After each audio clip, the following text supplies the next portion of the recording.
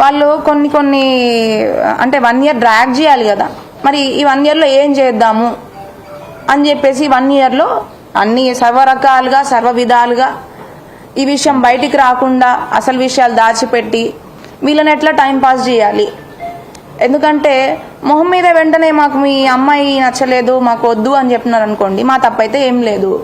మరి ఇంకేం రీజన్ చెప్పి వీళ్ళని వదిలించుకోవాలి? తప్పైతే 100కి 100% మా వైపే ఉంది, జోగి రమేష్ గారి వైపు రాజీవ్ వైపే ఉంది అని తెలిసి పెళ్లి చేశారు. మరి వీళ్ళని ఎట్లా డ్రాగ్ చేయాలి, దీన్ని ఎట్లా కంటిన్యూ చేయాలి అని చెప్పేసి ఏం చేశారంటే అసలు విషయాలన్నీ కూడా మా మమ్మీ వాళ్ళు ఏంటి అసలు అమ్మాయికి సరిగ్గా ఉండట్లేదు, అబ్బాయి సరిగ్గా ఉండట్లేదు, సరిగ్గా కలిసి ఉండట్లేదు అని చెప్పి మా మమ్మీ వాళ్ళు క్వశ్చన్ చేశారు, వచ్చారు అడిగారు.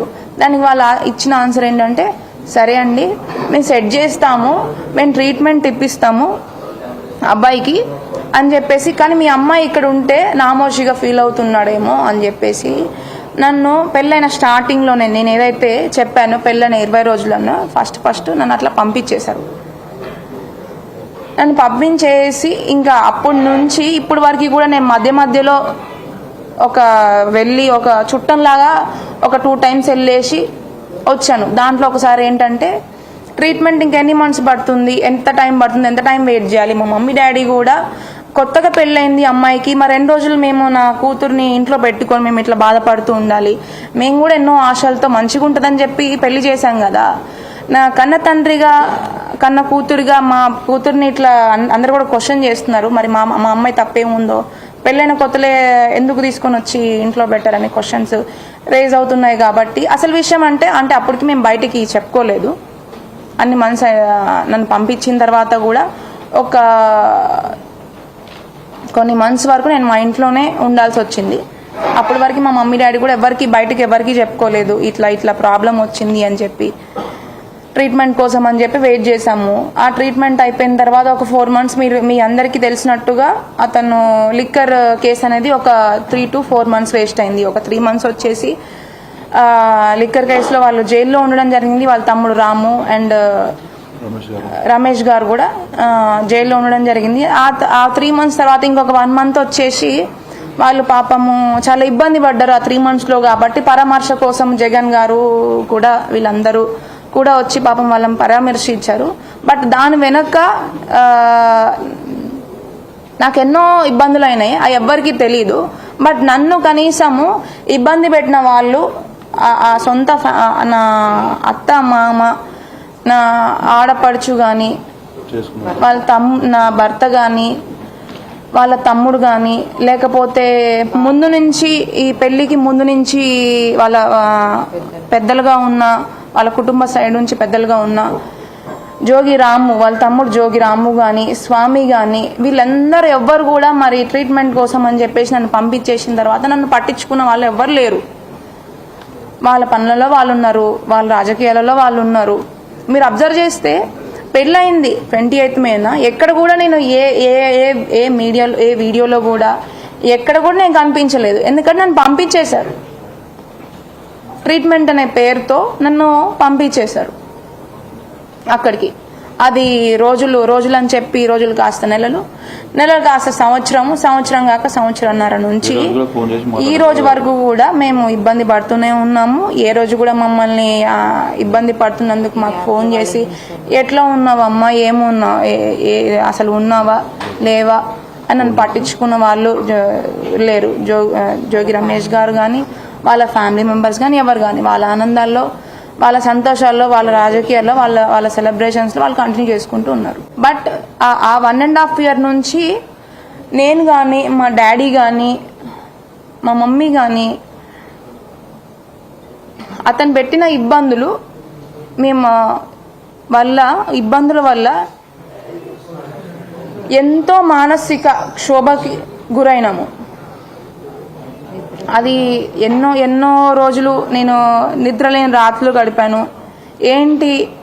ఎన్నో ఆశలతో నేను పెళ్లి చేసుకొని ఇట్లా అవుతే ఎందుకు ఇట్లా అయింది, అసలు నాకెందుకు ఇట్లా అయింది అని చెప్పి నన్ను నేనే క్వశ్చన్ చేసుకొని ఎన్నో నిద్రలేని రాత్రులు కూడా నేను గడపడం జరిగింది.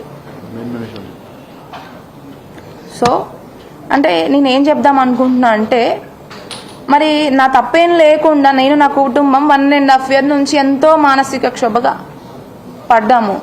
లోపల ఎవరికి చెప్పుకోలేక అతను పెట్టిన ఇబ్బందులన్నీ కూడా, హింసని కూడా తట్టుకొని ఇక్కడ ధైర్యంగా మీ ముందు నిలబడ్డాను ఈరోజు. బట్ నిన్న ఆయన చెప్పిన విషయం ఏంటంటే, అంటే మీరు మీడియా వారందరూ కూడా మీరు ఏది కూడా తప్పుగా ఏమీ ప్రచారం చేయలేదు. నేను ఎఫ్ఐఆర్లో ఏదైతే పెట్టానో దాన్నే మీరు తెలియజేయడానికి ప్రయత్నించారు. అంటే అతని జోగి రమేష్ గారి తప్పుల్ని బయట పెడితేనే, అతను చేసిన నాకు పెట్టిన ప్రాబ్లమ్స్ని బయట పెడితేనే, అతను అంత మానసిక క్షోభకి గురైతే అనుభవించిన, ఏ తప్పు లేకుండా ఆ శిక్షలన్నీ అనుభవించిన నాకు ఎంత మానసిక క్షోభ ఉండాలి. నేను 1.5 years నుంచి ఎంత ఎంత నేను కానీ నా కుటుంబం కానీ ఎంత సఫర్ అయి ఉండాలి. అది ఏ రోజైనా ఒక ఆడపిల్ల తండ్రి లాగా, నా కూతురు లాగా అని జోగి రమేష్ గారు అన్నారు కాబట్టి ఏ రోజు కూడా ఆలోచించలేదు. ఒకవేళ ఆలోచించే ఉండుంటే ఖచ్చితంగా ఈరోజు నాకు ఈ పరిస్థితే వచ్చేది కాదు. నేను ఇట్లా అందరి ముందుకి వచ్చి చెప్పాల్సిన రోజు వచ్చేది కాదు. సో నేను ఏం చెప్దాం అనుకున్నానంటే, మరి మనస్పర్ధలు వచ్చాయని ఏదో చెప్తున్నాడు, అసలు విషయాలు పక్కన పెట్టి. మరి వస్తే వాళ్ళ కొడుక్కి, వాళ్ళ కుటుంబానికి మరి ఏం సర్ది చెప్పుకున్నాడు, సెట్ చేయడానికి ఏం ప్రయత్నాలు చేశాడు 1.5 years నుంచి? అంటే వాళ్ళు దానికి, అంటే అది నేను నా కొడుకుని ఎన్నో మాటలు చెప్పుకున్నాను, ఎన్నో చేసుకున్నాను, అతను సెట్ కాలేదు అని చెప్పొచ్చు. కానీ నాకు తెలిసినంత వరకు అతను ఎట్లాంటి ప్రయత్నాలు చేయలేదు. మీరు చూసినట్టయితే అతని రాజకీయాలలో, అతని పనులలో ఆయన కంటిన్యూ అయిపోయినాడు. నా గురించి పట్టించుకోలేదు. పెళ్ళైన 2 నెలలకే డైవర్స్ చేసినారు. అది క్యాన్సిల్ అయిపోయే వరకు 1 year దాకా మమ్మల్ని ఇబ్బంది పెట్టి వెయిట్ చేయించి డైవర్స్ ఫైల్ చేసినారు. అండ్ ఈ 1 year లోపు మా మమ్మీ డాడీని అంటే బెదిరింపులు జరిగినాయి. ఈ 1 year లోపు ఈ విషయాల్ని బయటికి తీసుకొని వస్తే ఏం జరుగుతుంది అనేది నాకు కూడా చెప్పారు. మీరు మాకు ఈ కేసులు, ఈ కోర్టులు ఇవేం పెద్ద కొత్త ఏం కాదు. మీ అమ్మాయే మహా అయితే 5-6 ఏళ్ళు కోర్టుల చుట్టూ తిరుగుతూ ఉంటుంది. మాది పోయిందేముంది, మా అబ్బాయి ఎట్లాగో ఇంకో పెళ్లి చేసుకోవాలనే ఉద్దేశం అతనికి ముందు నుంచే లేదు. చేసుకోండి, ఏం చేద్దాం అనుకుంటున్నారు అని చెప్పేసి మమ్మల్ని పూర్తిగా వదిలేయడం జరిగింది. ఇంకా మాకు ఇంకో వేరే ఆప్షన్ లేక, ఇంకా ఎంత అతని మీద నమ్మకం లేక, మా మమ్మీ డాడీ కూడా సరే ఆడపిల్ల తల్లిదండ్రులుగా దీని లోపలే సెట్ చేసుకుందాం అన్ని రకాలుగా ప్రయత్నించిన జోగి రమేష్ గారు దానికి సహకరించకపోవడం వల్ల, అంటే అన్ని తప్పులుండి అన్ని మిస్టేక్స్ ఉన్న అతనే మరి కోర్టుకి కేసులకి వెళ్ళాలి ముందే దీన్ని లోపల సెట్ చేసుకోకుండా, అమ్మాయికి ఇట్లాగా మోసం చేశాను, అన్యాయం చేశాను, దీన్ని సెట్ చేసుకోకుండా మరి వాళ్ళే అన్ని రకాలుగా నా మీద తప్పుడు అంటే అలిగేషన్స్తో డైవర్స్ కేసు మ్యూచువల్గా మాట్లాడుకుంటూనే నా మీద డైవర్స్ ఫైల్ చేయడం జరిగింది. సంవత్సరం అయిపోగానే, అతను సంవత్సరం అంటే అయిపోయిన ఒక వారం 10 రోజులలో మా మీద డైవర్స్ ఫైల్ చేయడం జరిగింది. దాంతో మాకు ఖచ్చితంగా ఆ రోజే మాకు ఆగస్టులో కూడా మా మీద కేసు డైవర్స్ ఆల్రెడీ ఫైల్ చేసినారని చెప్పి తెలిసింది. దాంతో మాకు పర్ఫెక్ట్ అండ్ క్లారిటీ వచ్చింది. ఇది ముందుకు వెళ్ళే విషయం కాదు, కేవలం సంవత్సరం అయిపోయేదాకా మమ్మల్ని వెయిట్ చేయించి మమ్మల్ని ఇబ్బంది పెట్టి ఇట్లా డైవర్స్ ఫైల్ చేసి మమ్మల్ని, అంటే ఆడపిల్ల తల్లిదండ్రుల్ని ఆ అమ్మాయే ఇంకా బయటికి వచ్చి 5-6 ఏళ్ళు తిరుగుతుంది బయట కోర్టుల చుట్టూ అని వాళ్ళే భయపడతారు అని చెప్పేసి మమ్మల్ని ఇట్లా ఇట్లా ఇట్లా అన్యాయం చేసే ప్రయత్నం చేశారు. ఆల్రెడీ చేసిందే మోసంతో కూడిన పెళ్లి, మోసంతో కూడిన ఆలోచనతో చేసిన పెళ్లి. మళ్ళీ ఈ విషయంలో కూడా అట్లీస్ట్ ఆ అమ్మాయి ఆడపిల్ల, అమ్మాయిని ఇబ్బంది పెట్టకూడదు అని చెప్పి మళ్ళీ కూడా మాతో మ్యూచువల్గా మాట్లాడుకుంటూనే డైవర్స్ ఫైల్ చేసి ఇంకొక మోసం. ఇట్లా అంటే మేము ఎన్నని మేము తట్టుకుంటామండి. మోసం మీద మోసము ఇట్లా ఎన్నని తట్టుకుంటాము. అంటే ఆయన అనుకుంది ఏంటంటే, ఈరోజు నేను ఇట్లా వచ్చి మీ అందరి ముందుకి ఉన్న వాస్తవాలు నిజాల్ని చెప్తానని ఆయన ఎక్స్పెక్ట్ చేయలేదు. నన్ను కానీ నా కుటుంబం కానీ చాలా చిన్న చూపు ఆలోచన ఉండడం వల్ల ఆయన మమ్మల్ని అంత కేర్లెస్గా అన్ని తప్పులున్నా కూడా ఇట్లా ఇట్లా ఇలాంటి బిహేవియర్తో ఇట్లా మమ్మల్ని భయపెట్టాలని చెప్పి ప్రయత్నించాడు. అంటే మా మీద చిన్న చూప, అంటే ఆడపిల్ల జీవితము అని అంటే అంత చులకన భావం ఉంది ఆయనకి. వాళ్ళ ఇంట్లో ఆడపిల్లలే ఆడపిల్లల, వాళ్ళ ఇంట్లో ఆడవాళ్ళే ఆడవాళ్ళ, అంటే వాళ్ళు మాత్రం ప్రొటెక్టెడ్గా లోపలగా హాయిగా ఉండాలి. మేము మాత్రం ఇట్లా అన్యాయం జరిగింది అని చెప్పి కోర్టుల చుట్టూ లాయర్ల దగ్గరికి ఇట్లా ఈరోజు నాకు అన్యాయం జరిగింది అని చెప్పి మేము ముందుకు వచ్చి ఇట్లాంటి పరిస్థితి ఇట్లాంటివన్నీ నాకు కలగడానికి రీజన్ ఎవరు అంటే ఖచ్చితంగా 100కి 100% Jogi Ramesh and his family members. Jogi Ramesh ఒక్కనే బ్లేమ్ చేయట్లేదు, నేను జోగి రమేష్ గారిని ఒక్కనే బ్లేమ్ చేయట్లేదు, వాళ్ళ కుటుంబం మొత్తాన్ని వాళ్ళందరికీ ముందే తెలుసు ఖచ్చితంగా.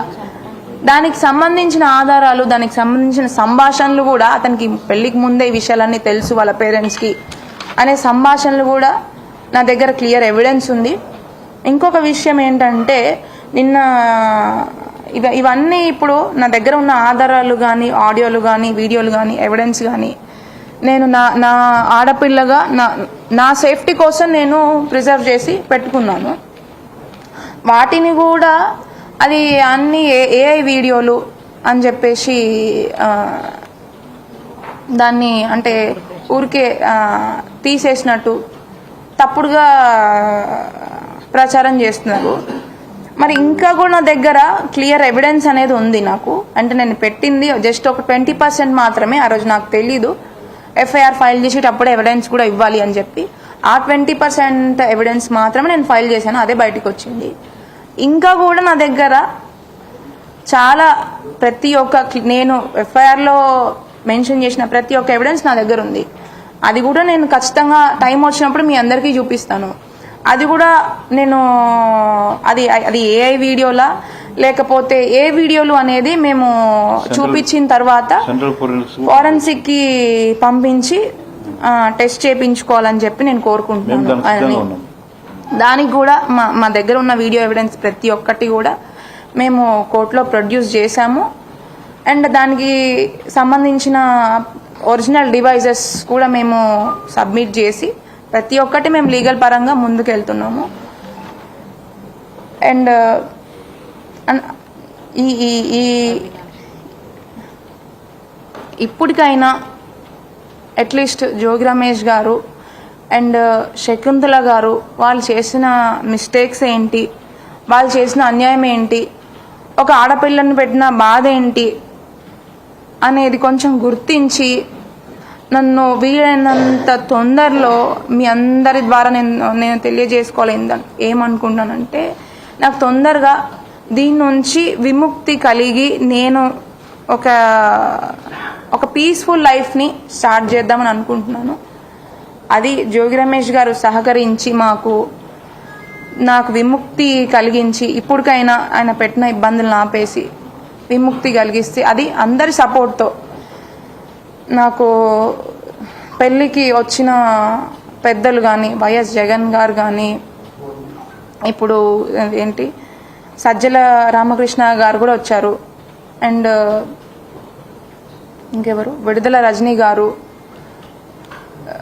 పెళ్ళికి వచ్చిన పెద్దలందరూ ఇట్లా అందరూ పెద్దల సపోర్ట్ కూడా ఖచ్చితంగా ఒక ఆడపిల్లకి అన్యాయం జరుగుతుంది కాబట్టి వాళ్ళందరి సపోర్ట్తో నాకు వీళ్ళని తొందరలో